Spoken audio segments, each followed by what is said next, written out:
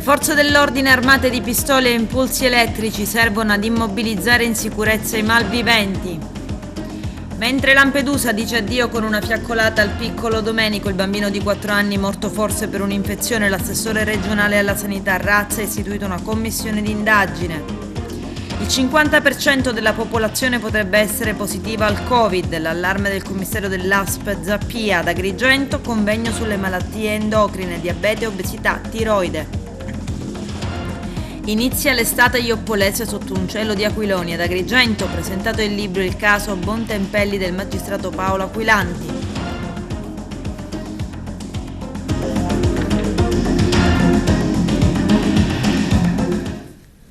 Bentrovati gentili telespettatori al nostro appuntamento con l'informazione. In apertura parliamo della lotta agli illeciti e delle nuove misure in dotazione alla polizia per immobilizzare in sicurezza i malviventi. Arriva nei commissariati agrigentini la pistola ad impulsi elettrici. Arturo Cantella. Oggi la presentazione del taser, questa pistola elettrica che sarà in uso alle volanti. Sì, oggi presentiamo questa arma ad impulsi elettrici che sarà in uso alle volanti a partire da lunedì 18 luglio.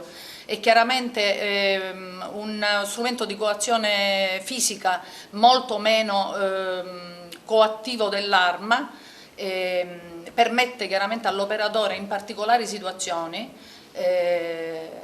di poter chiaramente utilizzarla senza ledere l'incolumità personale della persona che viene colpita. L'operatore, è chiaro, si deve trovare in alcune circostanze che gli consentano di usare l'arma e appositamente, è stato fatto per lui un apposito corso di formazione, vigono perfettamente le norme del codice penale che permettono l'utilizzo dell'arma da fuoco così come dell'arma ad impulsi elettrici.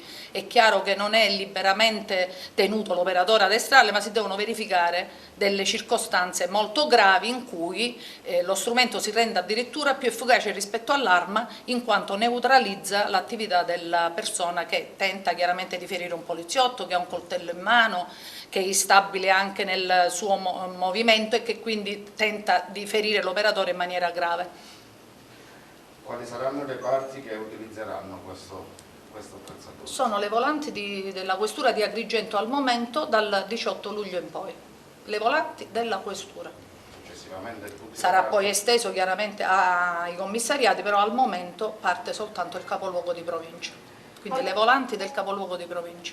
Fatta l'estate sicura, ecco quali servizi in campo da parte della questura? Per l'estate sicura saranno messe in campo tutte le forze possibili, faremo ogni sforzo per garantire la sicurezza ai cittadini in questo periodo chiaramente di ferie, per far godere le ferie anche ai cittadini, per cui implementeremo i servizi di controllo del territorio in città ma soprattutto in provincia, soprattutto dove ci sono delle città turistiche, dove c'è una grossa presenza di turisti che vengono a visitare le bellezze della terra. Il vulnus di Agrigento è sempre San Leone, dove purtroppo continuano le risse. Ecco, in questo senso pensate di potenziare insieme ad altre forze dell'ordine il controllo del territorio su San Leone? Sì, sicuramente sarà la questura a farsi carico di coordinare tutti i servizi di controllo del territorio per un'estate sicura, perché è la questura che fa l'ordinanza firmata dal questore in cui coordina tutti i servizi di carabinieri, finanza, polizia municipale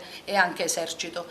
Staremo molto attenti alla fascia, al litorale cittadino, perché è il luogo in cui la movida si scatena il sabato sera, però abbiamo dato delle risposte molto efficaci ultimamente, sia con arresti dei corrissanti sia con misure di prevenzione irrogate proprio al fine di evitare che quella gente che ha già litigato in un locale si ripresenti nuovamente a ripetere il comportamento e che quindi sia impedito anche con un foglio di via obbligatorio, se eventualmente risiede fuori sede, a ritornare nel centro dove ha commesso i fatti delittuosi. Quindi anche i lidi balneari, che spesso sono, diciamo, il luogo preferito di molti giovani che si ubriacano e magari con la musica alta, altro problema che spesso quelli di San Leone denunciano, ma inutilmente, diciamo, con poche risorse, con pochi risultati. Su questo senso cercate di impegnarvi maggiormente, Questore? Certamente, noi faremo anche dei controlli serrati sugli esercizi pubblici per vedere se rispettano le norme, perché chiaramente chiaramente per fare musica ad alto volume si deve essere autorizzati,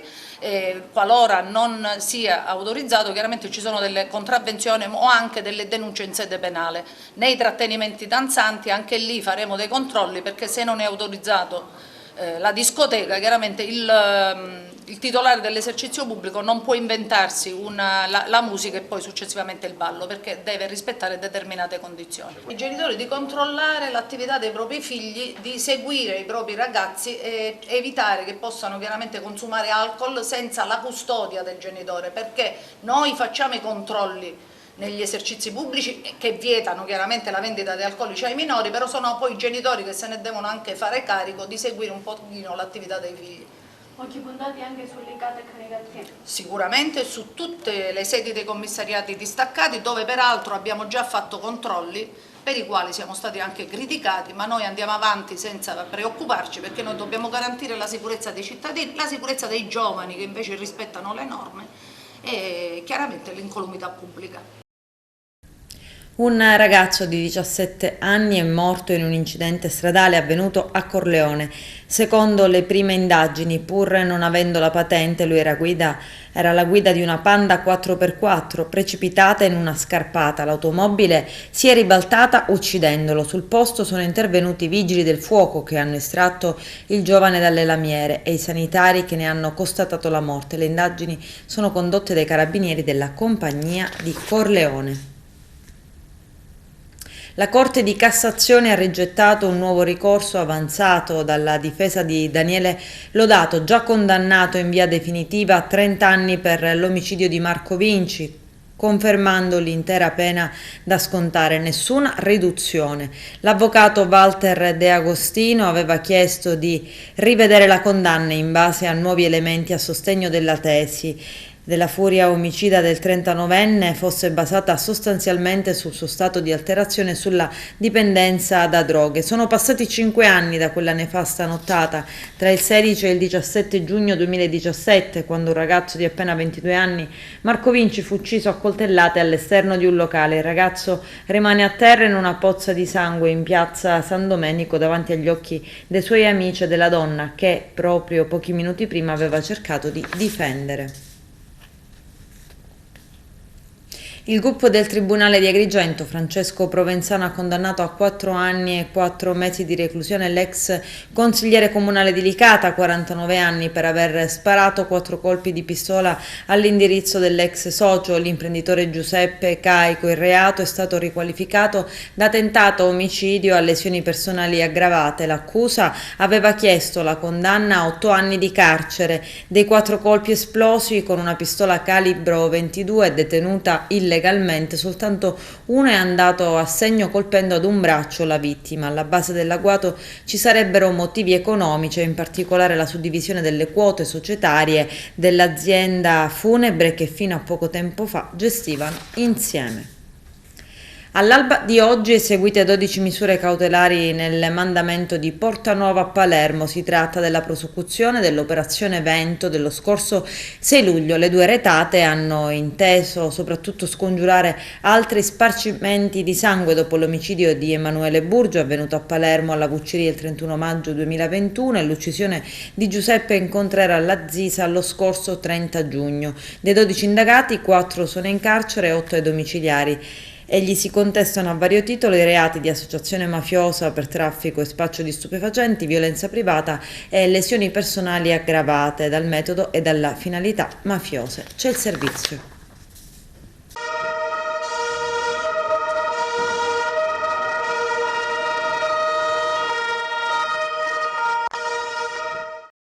Secondo colpo in pochi giorni al mandamento di Portanuova. Sono 12 gli arresti eseguiti all'alba dai carabinieri su ordine del GIP, che ha disposto la detenzione in carcere per 4 indagati e i domiciliari per altri 8. Sono accusati a vario titolo di associazione di tipo mafioso, associazione finalizzata al traffico di stupefacenti, coltivazione e spaccio di stupefacenti, violenza privata e lesioni personali aggravate dal metodo e dalle finalità mafiose. L'operazione, denominata Vento 2, Lampedusa è il seguito di quella che lo scorso 6 luglio ha portato all'esecuzione di 18 fermi emessi dalla locale direzione distrettuale antimafia a carico di altrettante persone considerate capi e sodali del mandamento mafioso. Già l'operazione Vento aveva subito un'accelerazione nella fase esecutiva in quanto a seguito dell'omicidio in Contrera, per cui è indagato Salvatore Fernandez, erano emersi chiari segnali, così affermano gli investigatori, di una possibile escalation di violenze.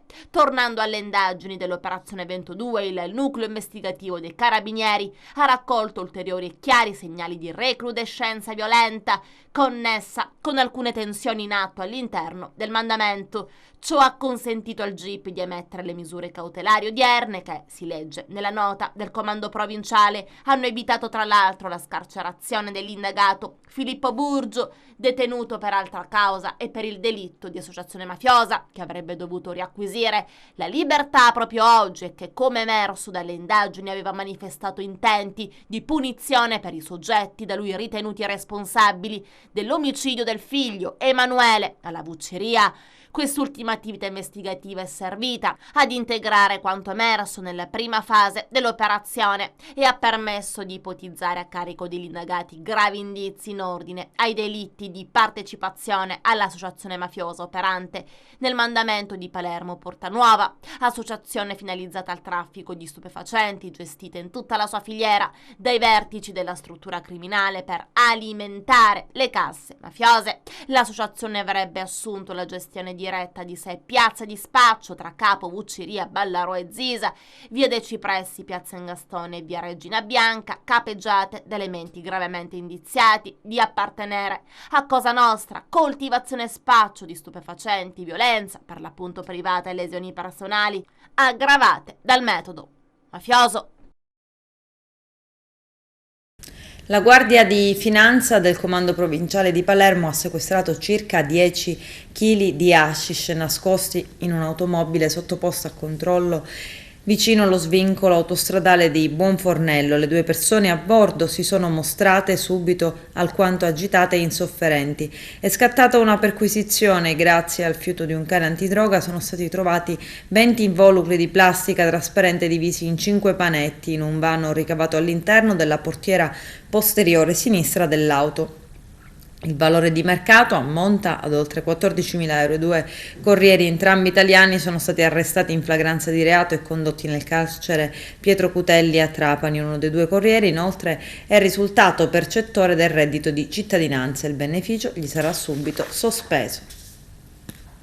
L'assessore regionale alla salute Ruggero Razza interviene a seguito della morte del bambino Domenico, per il quale si sospetta che all'ospedale San Marco a Catania abbia contratto l'infezione dell'enterococco rivelatasi mortale. Razza afferma: sono personalmente addolorato per la morte del piccolo Domenico, è una notizia che mi sconvolge come amministratore, come uomo e come padre. Su mia disposizione è stata già istituita una commissione di indagine interna composta dai direttori delle unità di malattie infettive, chirurgia, pediatria della direzione medica di presidio ospedaliero. Sono certo che la magistratura farà chiarezza su quanto avvenuto, ma nel frattempo è importante capire se tutte le procedure sono state svolte in modo corretto. Voglio esprimere la vicinanza dell'intera regione siciliana alla famiglia, a tutti i medici del nosocomio che ogni giorno lavorano con serietà e abnegazione. E Lampedusa si è fermata a omaggiare il piccolo Domenico con una fiaccolata. Vediamo. Che dire, quando succedono queste cose è sempre difficile trovare le parole per esprimere un pensiero. Probabilmente qui in mezzo a noi c'è gente che per un motivo o per l'altro ha vissuto insomma dei lutti in famiglia ed è sempre difficile accettare la perdita di un proprio caro o di un proprio familiare. Diventa ancora più difficile, quasi insopportabile, non si riesce proprio a giustificare quando ad andare via sia un bambino. È un dolore troppo forte, sia per la nostra comunità sia per la famiglia. Quello che mi sento di dire è noi ci siamo messi a disposizione appunto della famiglia e prima di farlo come amministrazione, come sindaco, l'ho fatto a nome della comunità, perché so che la comunità, di fronte a queste cose, la nostra comunità non si è mai tirata indietro. Per cui la preghiera che vi faccio è di stare vicino alla famiglia, di aiutarla e di pregare per il piccolo Domenico.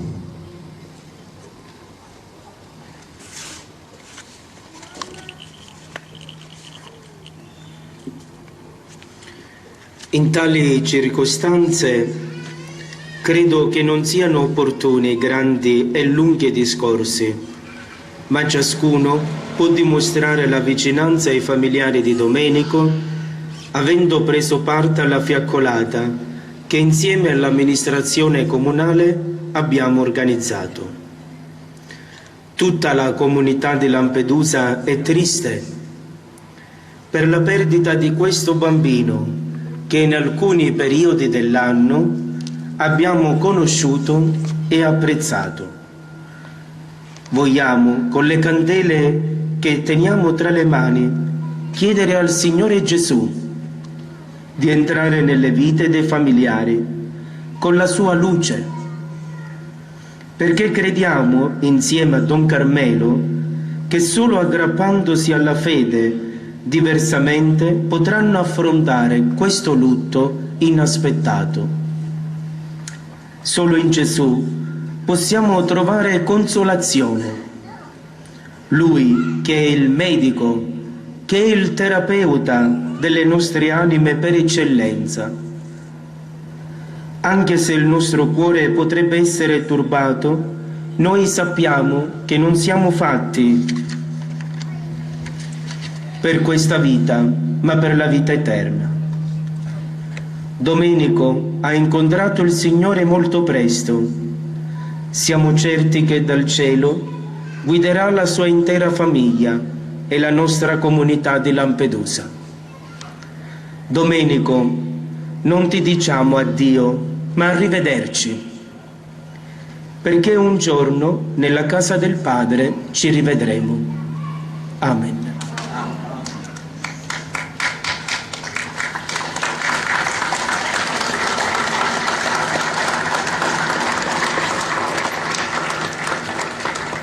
Adesso leggo il pensiero di una ragazza della nostra comunità che rivolge a Domenico e ai suoi genitori.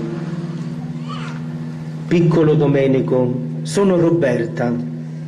Ti avevo fatto una promessa, quella di realizzare il tuo sogno, di salire sul camion dei Vigili del Fuoco.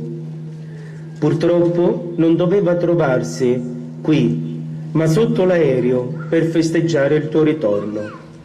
Ma non sempre va tutto per il verso giusto. Però ogni promessa è un debito. Ecco le tue, così tante desiderate sirene, suonare per te. Ciao, piccolo guerriero, Roberta Palmisano.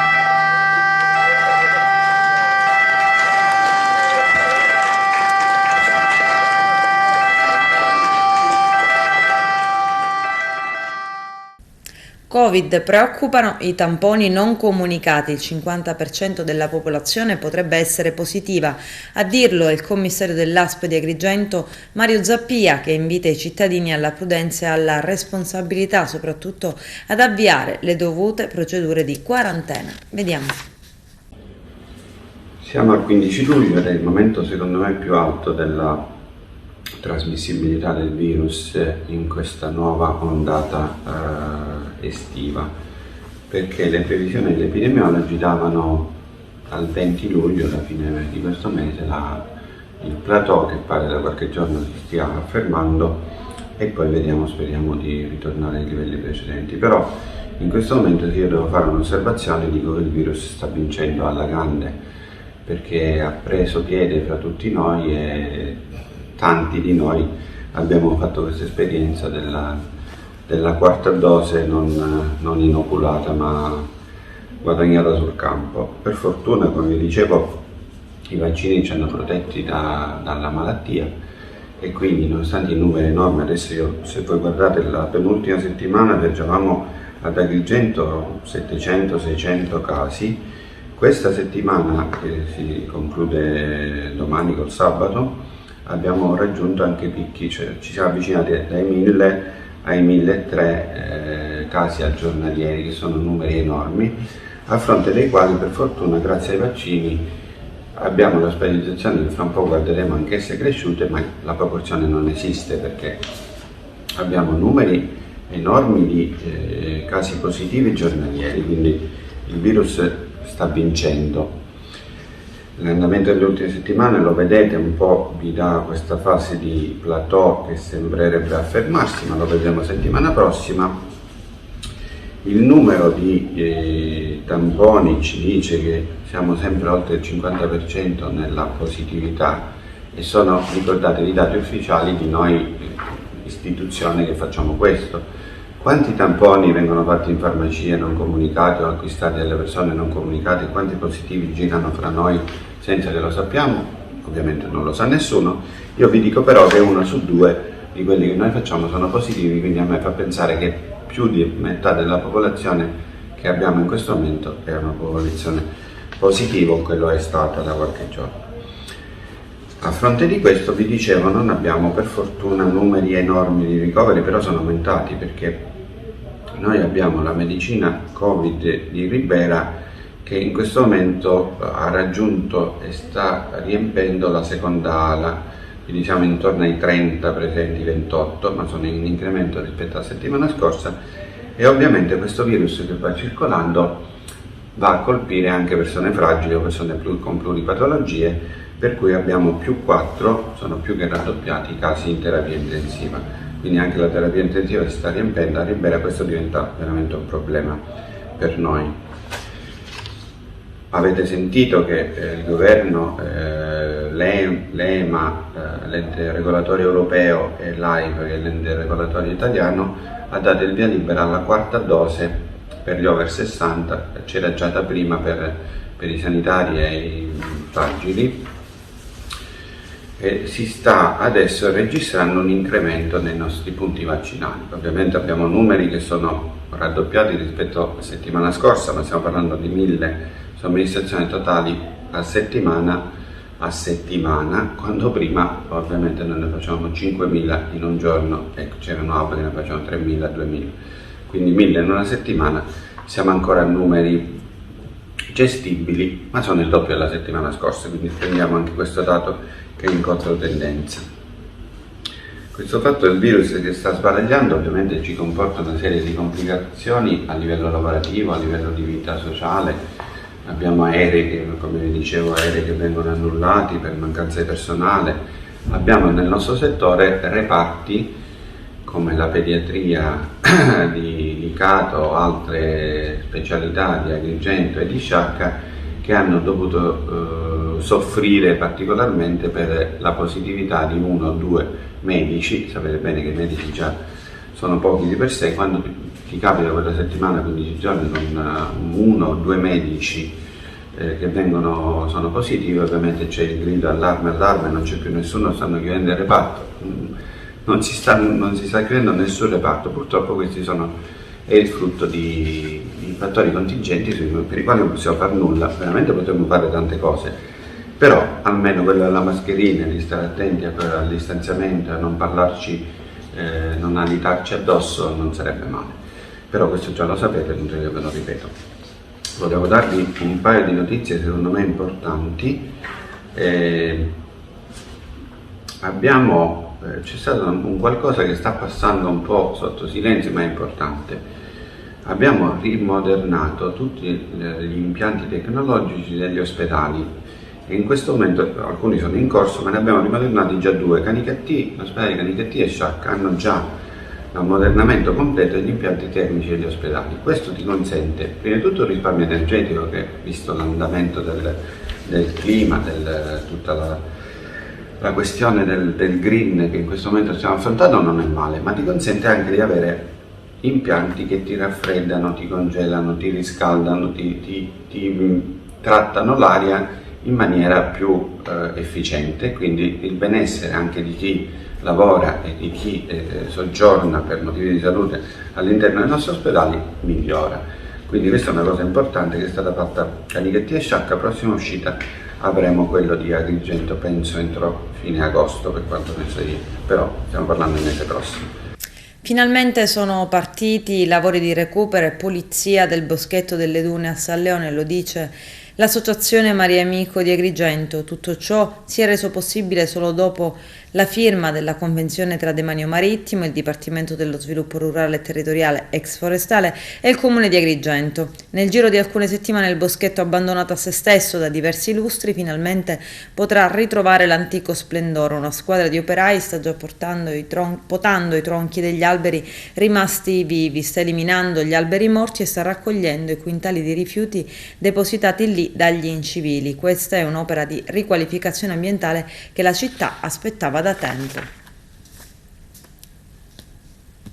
La crisi di governo non si ripercuote al momento nella coalizione di centro-sinistra impegnata nelle primarie regionali, almeno per il momento in Sicilia. Sia i vertici del Movimento 5 Stelle che quelli del Partito Democratico e l'area civica di Claudio Fava si sono affrettati a precisare che il patto elettorale nell'isola non sarà interrotto a causa della crisi in corso a Roma. Al contrario, si intende proseguire uniti e compatti verso il voto del 23 luglio per le primarie e poi insieme in cammino durante la competizione per il rinnovo del Parlamento regionale e l'elezione del Presidente.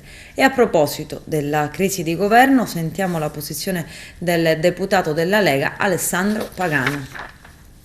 Come si vive questo momento di crisi? Draghi si presenterà mercoledì alla Camera per la sua relazione, aveva detto che si dimetteva, poi Mattarella ha un po' fermato la cosa. Insomma, come state vivendo anche voi della Lega questo momento un po' di fibrillazione di cui l'Italia insomma ne sta un po' tutti, ne stiamo subendo le conseguenze? Beh, la Lega è un partito molto serio, è entrato dentro questa maggioranza pur non condividendo moltissime cose, perché si era perfettamente resa conto che in assenza di uno sviluppatore di politica, diciamo, a favore del popolo, è noto che le nostre radici e la nostra capacità di lettura della società è tutta sul popolo, in assenza di un partito come il nostro sarebbe successo l'irreparabile. Noi oggi ci vantiamo, parliamo di Lega, che senza di noi sarebbe passata la legge sulla droga, sarebbe passata la legge sullo ius soli, sarebbe passata la legge sull'eutanasia, sarebbe passata la legge sui gender, la legge sulle patrimoniali, quindi la tassa sulle case che avrebbe distrutto il nostro sistema patrimoniale, sarebbe aumentate ancora più le tasse. Dico, perché racconto questo? Perché siamo entrati là dentro consci che molti probabilmente non avrebbero compreso il valore intrinseco della nostra presenza nel Parlamento in questo momento storico, però ci siamo assunti la responsabilità di bloccare le derive, gli eccessi di alcuni partiti. Certamente il Partito Democratico, ma nel caso specifico l'eccesso del 5 Stelle. Oggi lo stanno dimostrando abbondantemente, cioè loro sono nelle condizioni di fare un ricatto politico, usiamo questi termini, nei confronti della stessa maggioranza e qualora non dovessero essere accontentati uscire fuori. Mi limito a fare la fotografia in questo momento, tutto il resto lo vedremo da qui a qualche giorno. Quali possibili scenari immagina lei? Ma gli scenari possono essere soltanto due, cioè o si va al voto anticipato, evidentemente rispetto alla scadenza naturale, quindi probabilmente in una data comprensiva tra l'ultima settimana di settembre e la prima di ottobre, oppure si va a un ridimensionamento delle ipotesi, diciamo, di contestazione da parte dei 5 Stelle. Lo scopriremo mercoledì prossimo, quando ci sarà il dibattito in aula e dove finalmente sarà esplicitato il pensiero dei 5 Stelle pubblicamente. Martedì prossimo, 19 luglio, sarà l'anniversario della strage di Via D'Amelio a Palermo, dove la mafia uccide Paolo Borsellino. Sono passati 30 anni. Giancarlo Granata, responsabile provinciale legalità, sicurezza e immigrazione di Fratelli d'Italia Agrigento, interviene su questa ricorrenza.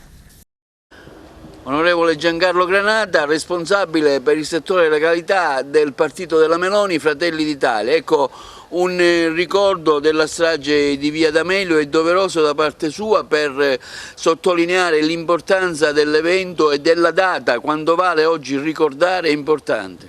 Assolutamente sì, è importantissimo. Il 19 luglio ricorre il 100° anniversario della strage di Via D'Amelio e della morte del giudice Borsellino e della sua scorta.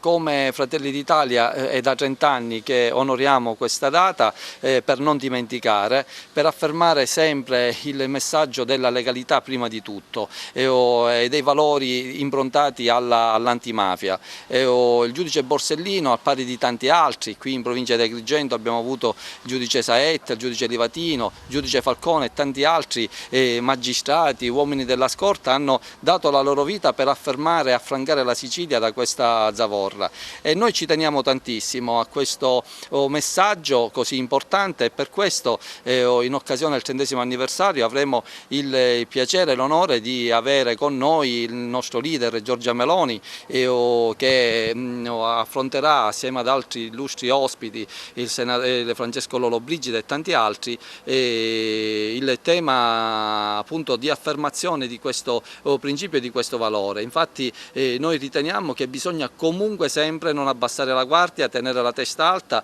e mantenere sempre l'attenzione, perché la Sicilia deve dare di sé il volto migliore di una terra di ospitalità, di accoglienza e soprattutto di grandi risorse naturali che vanno valorizzate. Ecco, sarete presenti alla manifestazione per ricordare la strage Via D'Amelio? Certamente sì, partiremo in tanti con alla testa il nostro commissario provinciale e il nostro caro amico Lillo Pisano, e raggiungeremo appunto Palermo, anche perché in quell'occasione, oltre al convegno, ci sarà la famosa ormai nota fiaccolata che partirà dalla Viale della Libertà e raggiungerà appunto la Via D'Amelio. Noi come destra politica siamo da sempre impegnati ad affermare, non solo a ricordare, ma affermare appunto il valore della legalità. Voi come Fratelli d'Italia, il settore legalità, siete stati presenti sul problema dell'immigrazione, hotspot pieni a Lampedusa, le navi che portano gli immigrati a Porto Empedocle.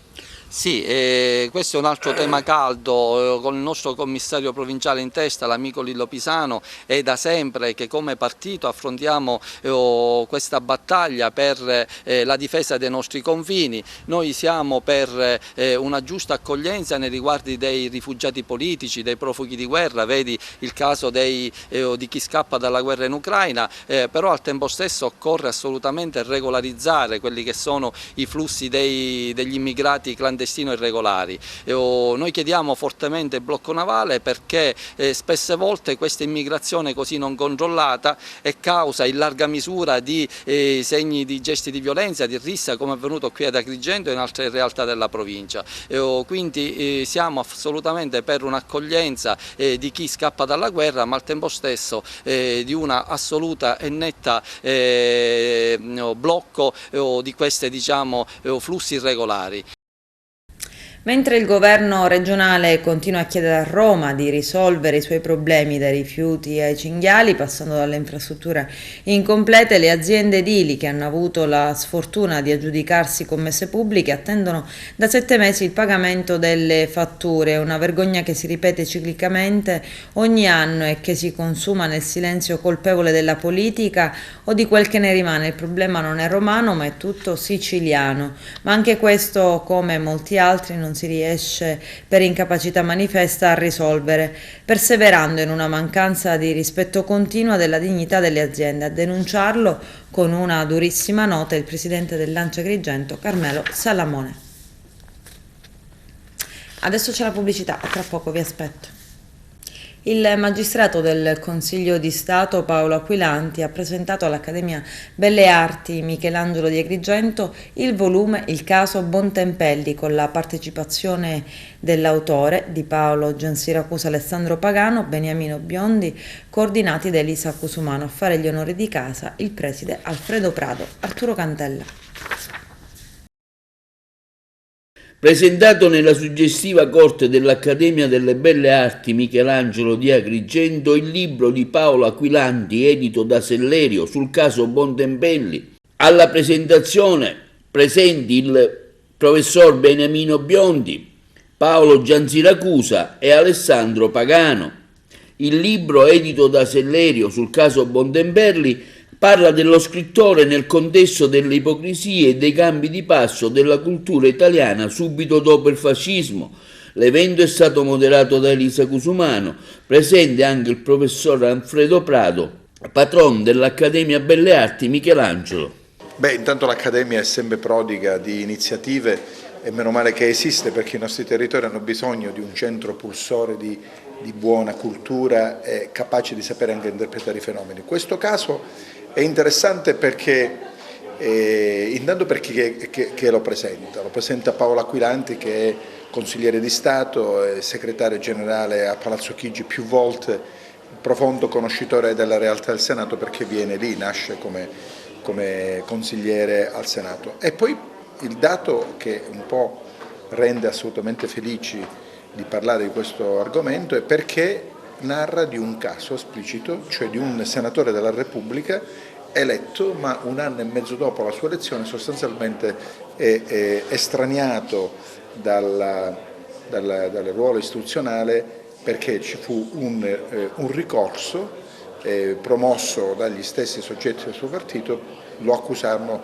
di essere fascista. Eletto nelle file dell'allora Fronte Democratico, sostanzialmente il partito comunista di allora, proprio per questo, nonostante fosse eletto in quel contesto, quindi con una provenienza culturale di un certo tipo, fu accusato di essere fascista, perché aveva scritto da intellettuale un libro che ovviamente aveva prodotto diciamo, delle problematiche a livello appunto di dialettica. Il caso in quanto tale serve per parlare di politica, per spiegare che cos'è la politica con la P maiuscola, il livello culturale che esisteva in quei tempi, certamente superiore a quello attuale, la capacità di sapere discernere i fenomeni e poi tutto sommato anche di sapere comprendere perfettamente come i processi democratici, come la democrazia del nostro Paese è fortemente legata a quella che è la realtà istituzionale per eccellenza, cioè il Parlamento.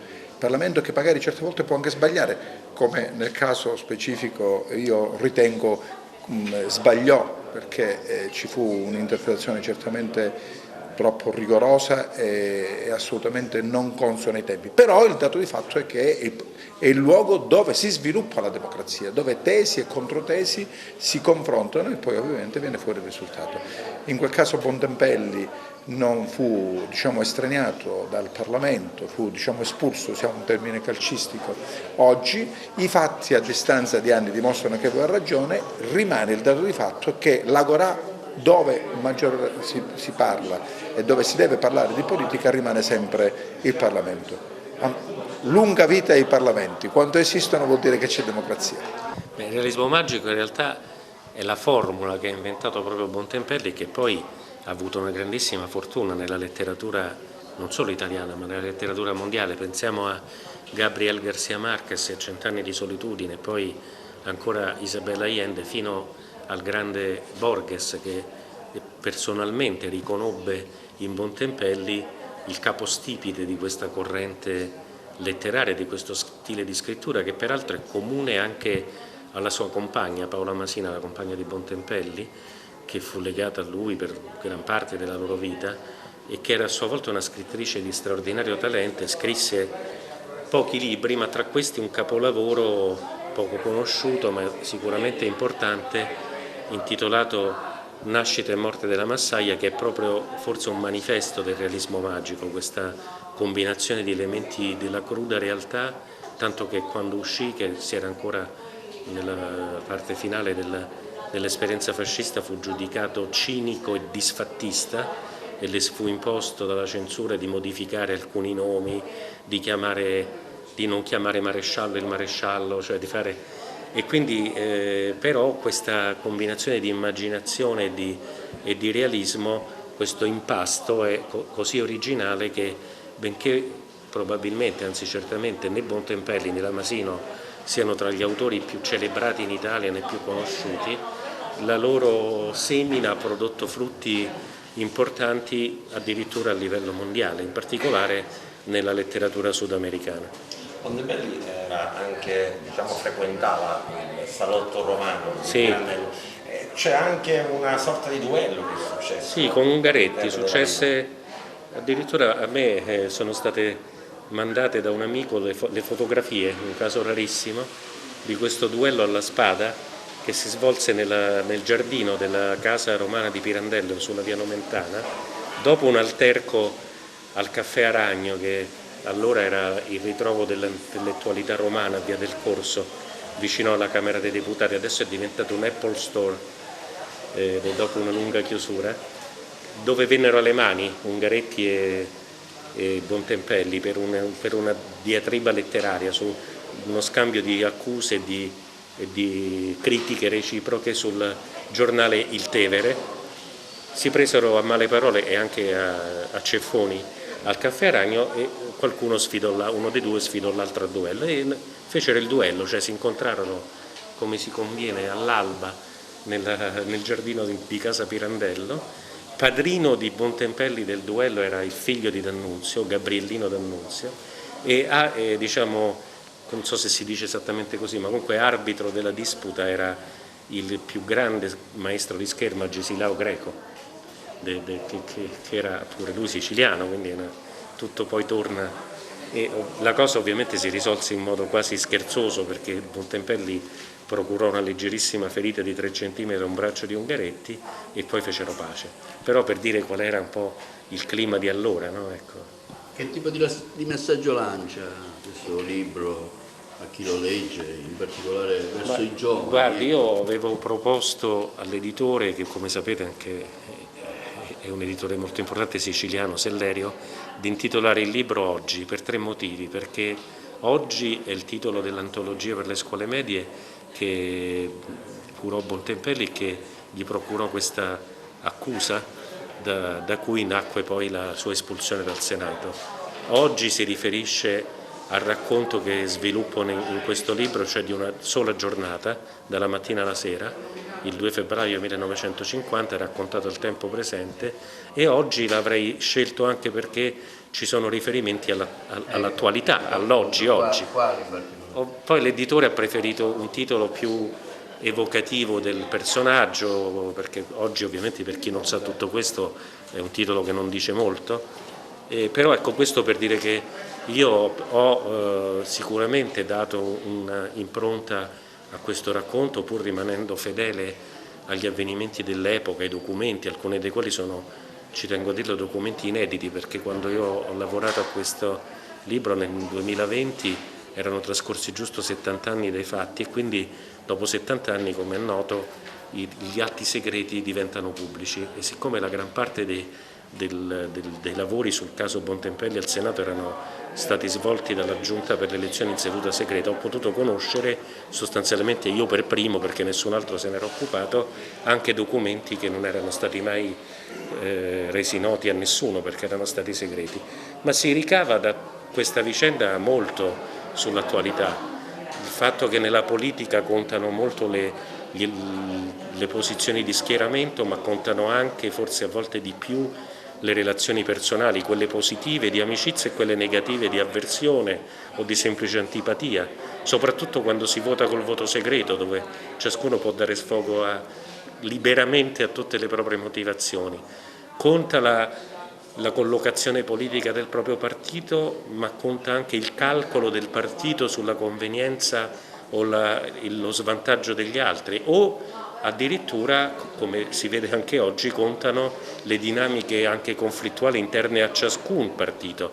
Dal computo dei voti, il voto segreto, si capisce chiaramente che sono mancati a Bontempelli voti del proprio partito, tanto che io poi ho documentato, non l'ho scritto lì perché sarebbero dati anche fin troppo, come dire, di dettaglio, ma li ho con me e li serbo in memoria dagli atti parlamentari. C'è una nutrita serie di senatori comunisti che intanto non parteciparono al voto, che se avessero partecipato avrebbero ribaltato l'esito.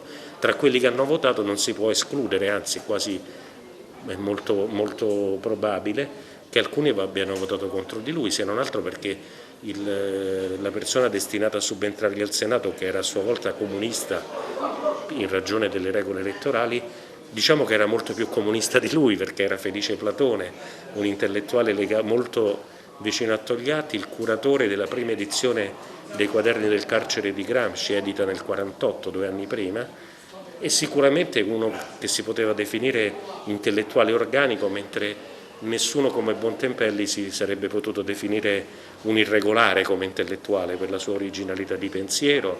Se pensate che lui fondò la sua prima rivista letteraria nel Novecento e pubblicava in lingua francese in pieno fascismo, quando il culto della lingua nazionale era allo zenit, quindi fu un anticonformista sempre, durante il fascismo e anche dopo. Ioppolo riparte l'estate 2022 sotto un cielo di aquiloni, vede il piccolo borgo dell'Agrigentino organizzare tantissimi eventi musicali, sportivi, di intrattenimento o di riflessione, d'animazione per bambini, culturali, teatrali e, come da tradizione, la 21esima Sagra del Melone Giallo, simbolo del paese. Il nostro direttore Arturo Cantella.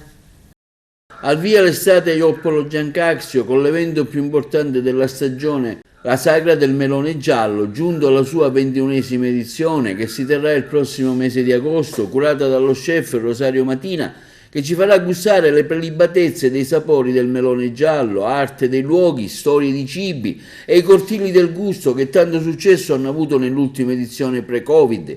I caratteristici cortili ioppolesi fanno da scenario alla prelibatezza dei gusti nostri tipici siciliani, dove si offrono varie specialità, una in ogni cortile, diverse tra loro, e la gente potrà così degustarli. Insomma, una vera prelibatezza dei sapori mediterranei. Una 3 giorni intensa, giovedì 4 agosto la presentazione del libro La nostra madrelingua dell'onorevole Spataro, originario di Ioppolo, e piano bar a cura dei Gufi di Ioppolo. Il 5 agosto venerdì la corrida, storico appuntamento che vede la piazza di Ioppolo fare da palcoscenico ai dilettanti allo sbaraglio, un evento che raccoglie sempre ampi consensi di persone provenienti da tutta l'isola per potersi esibire in loco. Sabato 6 agosto l'animazione con il gruppo Style nel contesto della Sagra del Melone Giallo, tanto attesa dopo la pausa della pandemia. Domenica 7 agosto nell'ambito della Sagra anche l'esibizione con la band Tria Sound. Quest'anno lo slogan dell'estate ioppolese Ioppolo riparte, sotto un cielo di aquiloni che ingentiliscono e caratterizzano la via principale del paese con uno scenario che emula atmosfere tropicali, uno spettacolo per chi va a Ioppolo, un impatto sia visivo che di meraviglia per la visione che crea alla vista. Insomma, un'estate che è già iniziata, quella di Ioppolo. Il prossimo 20 luglio lo spettacolo dei Tequila Show, il 22 luglio il concerto di musica etnica del gruppo musicale I Ricanti, Treni del Sud, il sabato 23 luglio la musica eseguita dalla banda musicale Vincenzo Bellini, diretta dal maestro Carmelo Mangione, un appuntamento ormai classico nell'estate ioppolese. Insomma, una miriade di spettacoli quotidiani che fanno da cornice a chi vuole trascorrere momenti di serenità, gioia, allegria in un paese tipico del nostro endoterra siciliano, quello di Ioppolo Giancazio, dove il sindaco Giuseppe Portella, l'intera sua amministrazione comunale, la comunità intera ioppolese si spendono e si sono spesi per organizzare un'estate all'insegna della ripartenza e ovviamente sotto un cielo di aquiloni. Quarto convegno agrigentino sulle malattie endocrine, diabete, obesità, tiroide, organizzato da Omnia Congress a cura dei responsabili scientifici Leonardo Russo, Filippo Montalto e Giovanni Galluzzo. Il nostro direttore Arturo Cantella. Al via il convegno agrigentino sulle malattie endocrine dal tema endocrinopatie, aspetti fisiopatologici, clinici e terapia. L'evento è stato voluto dall'Associazione Medici Diabetologi e Endocrinologi Agrigentini, responsabili scientifici i dottori Giovanni Galluzzo, Filippo Montalto e Leonardo Russo, diversi e qualificati gli interventi e le relazioni sulla vasta tematica. Il sindaco Francesco Miccichè ha portato il saluto della città ai convegnisti presenti, provenienti da tutta Italia, quindi quello del dottor Onofrio Cacciatore, in rappresentanza dell'Ordine dei Medici di Agrigento.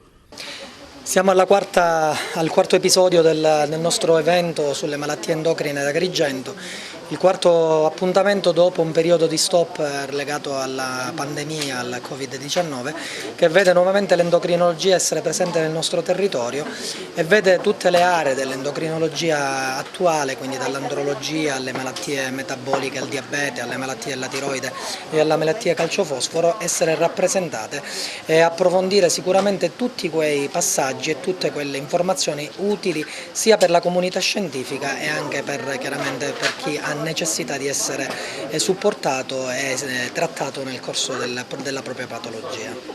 Ecco, oggi si parla di diabete, di tiroide, tutti i fattori diciamo, molto presenti nel paziente, come curarli e in particolare come prevenirli e come diagnosticarli anche. Ma sicuramente la prevenzione passa da una corretta informazione, da una corretta sensibilizzazione delle aree che possono effettivamente sviluppare al massimo la prevenzione, quindi dalle scuole alla medicina generale, alle pediatrie, che sicuramente possono e devono fare tantissimo per permettere una prevenzione sulle malattie metaboliche, sulle malattie tiroidee, ma anche sulle malattie endocrine come le malattie andrologiche. Indubbiamente l'attenzione delle comunità scientifiche, in primis della pediatria e della medicina generale, risulta essere assolutamente fondamentale per permettere una buona prevenzione.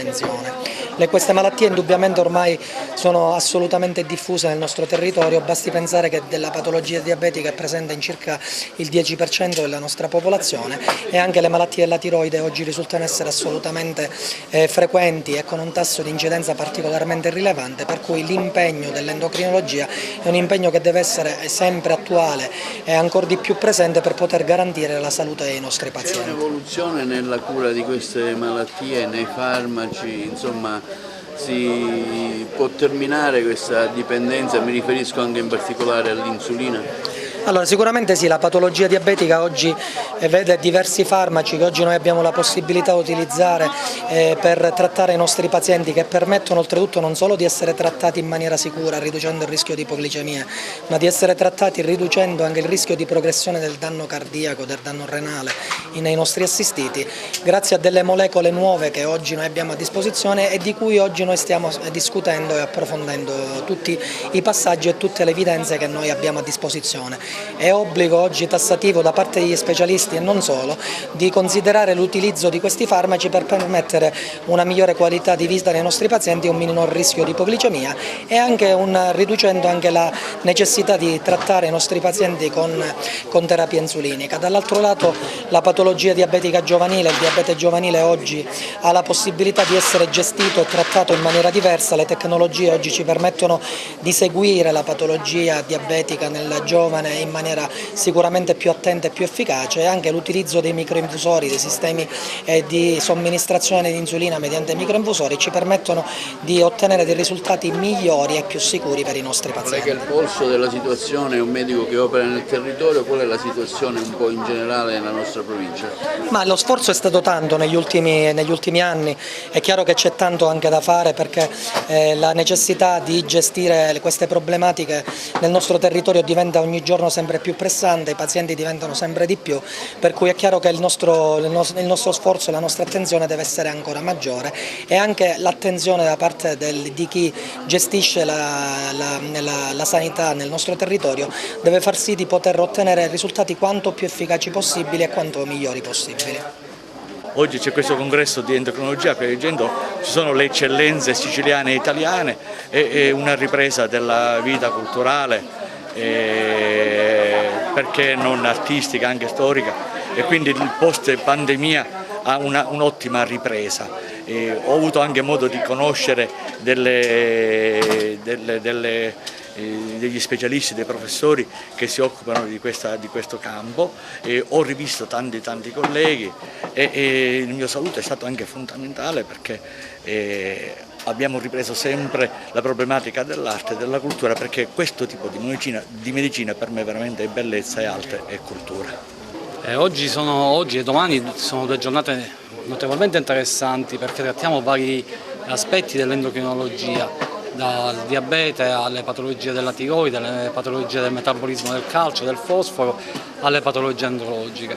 In particolar modo questa mattina abbiamo avuto l'onore di ospitare dei relatori di calibro come il professore Calogero dell'Università di Catania, ha fatto una brillante lettura su quella che è la prevenzione primaria dell'infertilità maschile, focalizzando l'attenzione su tutte quelle che possono essere le patologie e i comportamenti a rischio che spesso i giovani hanno, dal fumo all'utilizzo di droghe piuttosto che dall'abuso di alcol, quelle che sono le ripercussioni che poi queste condizioni hanno sulla salute in generale, ma sulla salute riproduttiva e sulla salute sessuale poi nell'adulto.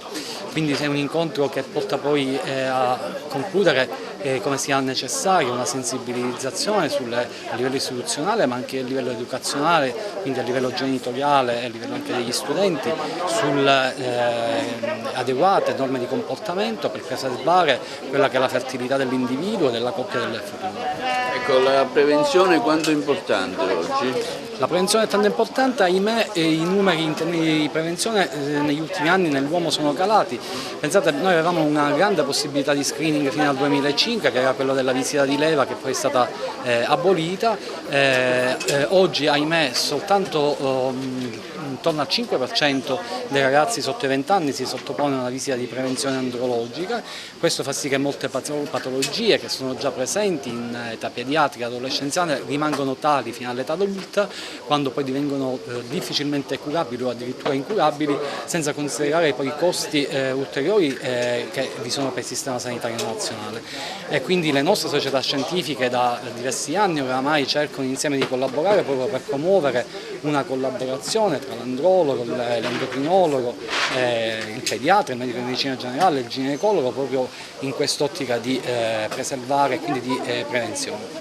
Ecco, si colpisce più la donna, questo tipo di malattie, endocrinologie e diabete colpiscono più l'uomo o la donna? Ma dipende di quale patologia parliamo. Se parliamo di patologie tiroidea spesso interessano più la donna rispetto all'uomo, il diabete praticamente è un po' a una distribuzione abbastanza uniforme. Io non farei solo una distinzione di genere, sono problematiche sempre più diffuse sia nell'uomo che nella donna. Nei bambini? Nei bambini assolutamente, al di là del diabete tipo 1 che è una malattia generalmente classica dell'età pediatrica, oggi osserviamo tanti casi di diabete tipo 2 che erano quello che veniva definito il diabete dell'adulto anche in adolescenti. Questo è la conseguenza di comportamenti alimentari non corretti, della mancanza di attività fisica, e quindi ritroviamo oggi in età giovane forme di diabete che fino a 20-30 anni fa ritrovavamo semplicemente nell'adulto. Con l'ultima domanda, il Covid come ha influito in tal senso anche come post-Covid, mi riferisco anche ai vaccini e chi è stato colpito anche dalla pandemia? Il Covid innanzitutto ha influito negativamente sul sistema sanitario nazionale, per cui ahimè molte visite di controllo sono state rimandate e quindi la gestione, in particolar modo del diabete, in molti pazienti è diventata veramente critica. Su quelli che sono poi gli effetti del Covid, del long Covid sul sistema endocrino, su questo ancora è tutto in evoluzione, perché la letteratura produce ogni giorno sempre lavori molto interessanti, ma oggi non ci si può esprimere in maniera chiara. Non bisogna mai smettere di parlare di alcune patologie, sono patologie che impattano in maniera importante grosse fette della popolazione. Dovete pensare che l'endocrinologia affronta malattie come il diabete, che nel mondo conta più di 500 milioni di soggetti affetti, patologie come l'osteoporosi, patologie come anche la patologia della tiroide, che è estremamente diffusa in zone endemiche come la Sicilia. Quindi stiamo parlando di una branca della medicina che si fa carico di una fetta rilevante della cronicità. Per cui non bisogna mai abbassare l'attenzione su questo genere di malattie. Purtroppo il Covid ha rappresentato uno stop per quanto riguardava la gestione di molti di questi pazienti. Si è cercato attraverso gli strumenti della telemedicina di mantenere viva l'attenzione e il legame con i pazienti, ma purtroppo da questo punto di vista le nostre realtà sono ancora abbastanza embrionarie. In futuro è ragionevole pensare che queste cose possano modificarsi e cambiare ancora. Quindi sì, parlare di endocrinologia, parlare di patologia cronica, parlare del futuro di malattie che oggi riconoscono nella ricerca farmaceutica e scientifica delle possibilità di cura che fino a qualche anno fa non erano effettivamente disponibili. È un buon segno questo. Parlare oggi di malattie endocrine è estremamente importante, bisogna continuare a parlarne, non bisogna mai smettere di distrarre la nostra attenzione da questo tipo di patologie. Diciamo che oggi ho avuto il piacere e l'onore di portare il saluto dell'Ordine dei Medici per conto del nostro Presidente, il dottore Pitruzzella, che purtroppo per motivi di salute non è stato presente, ma porto anche il saluto di tutto il Consiglio dell'Ordine dei medici chirurghi e degli odontoiatri, ma anche di tutta la cittadinanza medica agrigentina. Oggi è un convegno si svolge un convegno estremamente importante che abbraccia tutta la endocrinologia. I relatori e i moderatori sono persone di altissimo livello e certamente hanno un risalto anche non solo regionale ma anche nazionale. Gli argomenti riguardano la diabetologia in particolare. Consideriamo che l'8% della popolazione siciliana è diabetica, ma riguardano anche la patologia tiroidea e riguarda anche le patologie andrologiche, compresa anche le patologie da genesi. Faccio i complimenti a tutti gli organizzatori, il dottor Leonardo Russo e il dottore Montalto, che sono stati quelli che hanno proprio materialmente portato avanti e organizzato questo convegno. Di cosa si occupa la vostra associazione? La nostra associazione, già nell'acronimo, praticamente ci occupiamo di quello che praticamente è rappresentato nel nostro acronimo. Noi siamo dei metabolisti, in pratica, trattiamo sia il diabete, sia la sindrome metabolica e l'obesità, che appunto sono nella scala, probabilmente come sono state dette, sono in pratica il preludio a quello che l'obesità, sindrome metabolica sono preludio poi a quello che può essere il futuro diabete. Diabete di tipo 2 parliamo. L'obesità è un alto rischio praticamente. Un altissimo rischio, quindi praticamente il compito della SIMMET è quello di fare prevenzione. Cioè noi come società ci stiamo impegnando nel portare avanti questa prevenzione. Prevenzione, a proposito di questo, devo dire che siamo l'unica società, la prima società italiana che ha stilato un protocollo d'intesa con l'assessorato all'università, quindi regionale, per quanto riguarda la prevenzione nelle scuole. Iniziare a fare prevenzione è fondamentale e questo è il nostro impegno, è in pratica la nostra mission. Fattori di rischio? Fattori di rischio del diabete, quello che diciamo, l'obesità praticamente, il discorso alimentare, sono altissimi i fattori di rischio, certamente poi ci sono anche dei fattori predisponenti, però già la diseducazione, cioè lo stile di vita, il problema praticamente correlato a quella che è l'alimentazione, sono degli altissimi fattori di rischio. Noi abbiamo in pratica la dieta mediterranea che è il nostro veramente elemento più prezioso e di questo ne dobbiamo fare praticamente largo uso. Con questo è tutto, termina qui l'edizione del telegiornale. Grazie per la gentile attenzione, per essere stati con noi e buon weekend.